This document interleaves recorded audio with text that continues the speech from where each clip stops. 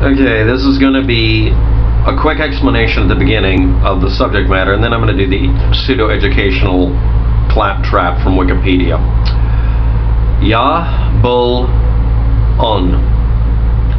Yah and Bull are two Semitic words that mean Lord. It is not actually even disputed, except that people don't like, well, it means a specific wording and I don't like it because I'm going to decide it's Baphomet, or however you pronounce it, Baphomet, the Biff god. And also the word On. Someone thought the word On also meant Lord because of misreading Genesis. Instead of looking up the source data, Joseph married the daughter of the priest of On. On is a city, not a god. A ritual says these words describe, not are substitute or are the name of, but describe badly God. Yahweh, B-U-L, which is usually how it's done, which could be Bull-on or Bull-on, or Baal. If you want to make it everything else in the world, that's fine. If you need to twist this, but here's the part about this is important. The person who originally authored this squishing together of three words for whatever reason, we don't know what their reasoning was. We never will, because the person didn't explain themselves properly. Everybody then, in the world of Freemasons, decided to retrocon it to make it make sense instead of saying, we have no clue what it is. Somebody made this shit up. If everybody stopped trying to rationalize things and said the magic fucking words, I don't know. I make people say when we take classes in computers, everybody refuses, their ego is huge, to admit, I don't know what I'm doing. Okay, do you know how to defraggle your hard modem? Do you know how to hack the Gibson? These are test questions. The answer is no, you don't, because they don't exist. Defragging a hard drive doesn't happen to a modem. And a Gibson, that's from a movie and a story, okay? You're proving you're ignorant when you won't say, I don't know, because you don't know, because I just fed you a line of bull. Not that I'm saying this is a gigantic red flag to anybody in an organization trying to weed out idiots. Letting the blood pressure drop. So here we go. Anyway, On is not an Egyptian word for Osiris. It was a location. If you insist on injecting Osiris into this, somebody was just looking for some mysterious sounding words to stick together. Oh, what a jerk I am. Oh, what a jerk I am. Come on. And I'm going to do a twisties or twisties on why you should not make anything ritualistic. No magic incantations. That means prayer doesn't work too. Yes, I'm going to piss off every Catholic, Christian, and some atheists.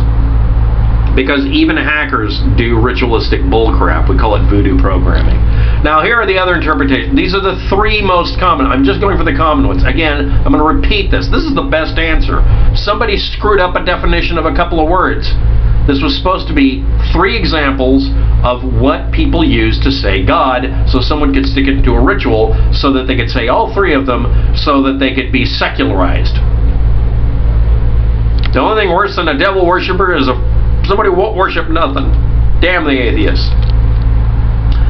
Yahweh Balon, God on high in heaven, strength, or most powerful God in heaven on high. That is actually one of the interpretations that's used by people. Why? Because it isn't evil sounding. Why would you invoke the name of God and say something evil at the same time? Next, it doesn't make anybody guilty of being bad. And next, that's as good an explanation as the other. By using the syllables and not deliberately looking for some bad interpretation. If you look for best case scenario, it's an exaltation of God on high, most powerful. Don't like that? I'll give you some more. Yahweh Z or Za Bulon, God, son of Jacob. It doesn't make any internal sense. There's no way to put it together, but someone threw that one together because they were making an argument somewhere in a comment section. Now we get to the other one. Yahweh, Bull, Yahweh, Baal, Osiris. It's not Osiris, and if it's Baal, okay, fine. And here's the interpretation that's considered most evil. Unifying all the gods as named by the Jews, Phoenicians, Celts, and Egyptians. Can't we all get along? So this is your satanic god now. A multi-headed god made out of people's interpretation of God. I'm not kidding. That is literally a Christian fundamentalist apologist, reconstructionist, web pages interpretation. Well, they're trying to include turning the gods gay, making all of the gods into one god by not acknowledging that people could all just be worshiping the same God and just not get it perfect. No, heaven forfend we actually be inclusive and say maybe not every religion is evil if it isn't ours. Yes, we're doing old time religion, hating every other religion even if they are identical. Yeah, I thought I'd bring that one up because that's one you see on YouTube a lot. It's a satanic name done by the Freemasons because we don't know why the Freemasons are evil. Do you know why there's a prohibition on Freemasons? Open your ears, shut your mouths, and sit down. Different groups think the words. I'm not even referring to any one particular word. There's a bunch of them in here. I'm going to throw them all into the title if I can find as many of them as I can. They mean different things. Even Masonic researchers stupidly couldn't agree on what the word means, where it came from, or just wouldn't say, I don't freaking know, and actually look like a normal person. Normal people don't know the answers to this because there isn't one. No, there isn't. Some writers decided to associate certain Masonic rituals, passwords, or just random words, phrases, or misheard lyrics like Anagata Davida in the Garden of Eden. I want to go back in time and just start playing that, see if anybody gets the words. A symbolic or ceremonial name for God, an anti-Mason propagandist said this. A Masonic God. It's a unique Masonic God. It's a separate God. No. Okay. We'll just get to why people hate the Masons. It's the same reason you don't like the fucking Teamsters. It is. You're listening to union busting rhetoric from hundreds of years ago, and you're not pulling your head out of your ass. Cross that picket line, or be a picked. As you move up Freemasonry ladder, you're given a secret word pass keys that unlock hidden knowledge, or it's a way of spotting imposters if they generally know a word and maybe the meaning through some Masonic magic words. It makes sure that they know which door to put you out. This is the special door. Visit the ingress. That's exit. In the 1300s, local fraternities, unions of stonemasons, decided to regulate their qualifications in a medieval craft guild and exclude people and corner the market and do lots of capitalism. Interaction with authorities was regulated, and clients as well, as a business standards organization. They also had a, you're going to say it, invoke Hillary Clinton with the Blackberries. They provided a number of societal services unavailable to non-members, excluding other people from getting something from your group. Well, let's demonize that shit. Unnecessarily adding ritual drama, I'm saying that, and to impart spiritual or philosophical teachings to a bunch of people who are stonecutters. They had to profess a belief in a supreme being, no atheists. Their only requirement is you couldn't be an atheist. A supreme being. Polytheism would probably be tolerated, but not really accepted. But you couldn't be an atheist. Oh, no, Irish? No, I'm just kidding. Anyway. A volume of scripture was left open in the working lodge. All of this is to establish fraternal bonds, but banned discussing openly religion and politics. And it was a standard Anglo-American ritual So you have regular Freemasonry becoming influential in the United States because it was a way of people getting together. Not unlike churches getting people together and having meetings in the church socials. Let's ban that shit.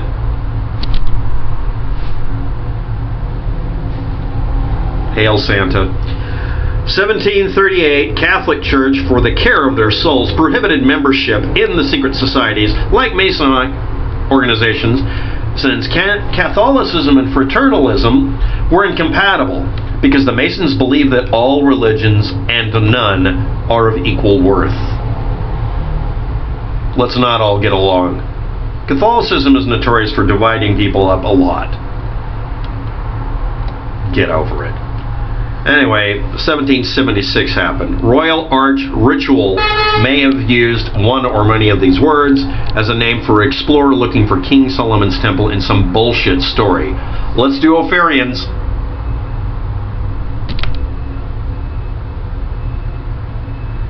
Yeah, that's where one of the words might have come from. 1813, the United Grand Lodge of England formed in reaction to something terrifying. A tendency, which have culminated in the ultimate evil.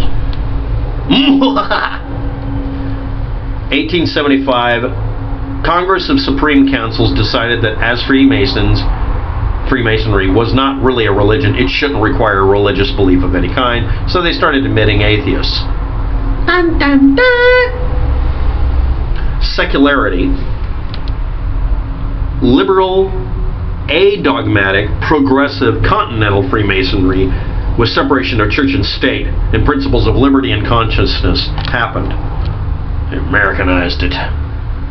Damn them Americans with their separation of church and state by 1776. 100 years late. But anyway, 1768, the Supreme Council of the Ancients, an accepted Scottish rite of Mumu in the state of Louisiana, stated neither color, race, nor religion could disqualify a man from Freemasonry. So basically they let blacks in. Does that make your butthole twitch? Get ready for the ramen. 1882, Knights of Columbus was founded saying Catholics could get in, and were set up as a substitute for this very popular Freemasonry thing, because it's basically not a fraternity, it's a union. And allowed Catholics in. Catholics were excluded and couldn't get all these benefits, so they created their own copy of the Freemasons. Stone kata. The Grand Lodge de France, French Grand Lodge, formed for lodges favoring the compulsory recognition of a great architect of the universe. Old French ritual became traditional Freemasonry, 1894. The 20th century, Aleister Crowley touched something called Ordo Templi Orientalis that was modeled after and tried to be associated with Freemasonry. Thanks, Aleister Crowley. Just fuck everything up. 1983, the Catholic Church still said anyone enrolling in Masonic organizations are in a state of grave sin and may not receive the Holy Communion. Fuck you, Pope. 1989, February, some of the words that were used were no longer used anywhere in England by agreement, because finally they got their head out of ass and realized, you know, this traditional and tomfoolery and weird masks, not unlike the freaking Bohemian Grove shit, is let's eliminate the stuff that we don't know where it came from, or it doesn't really mean anything. The Taxel hoax mocked Freemasonry and Catholic Church opposition to it by making fun of both of them by creating a bunch of weird assertions, putting them together, doing a better job than I could ever do. Please look that shit up. What do these words mean? Nothing. The person who originally authored them probably had a real reason. I'm going to put it at the top of the video for one of them. The other one does not mean a magic opening of the third degree, ma-bone, jawbone, blah, blah, blah, blah, door to sacred knowledge. None of them have secret knowledge. And this is all based on a simple precept that wasn't really popular until 1776. Praying to a god or praying to a devil does nothing, so it's worthless, no power to it. Weak devil, weak god. Puny on both sides. So that's it. And you can't acknowledge that, because if you say the devil has no power, then God has no power. So you have to make up a table. Thanks for watching. Have a good day. Good luck with that.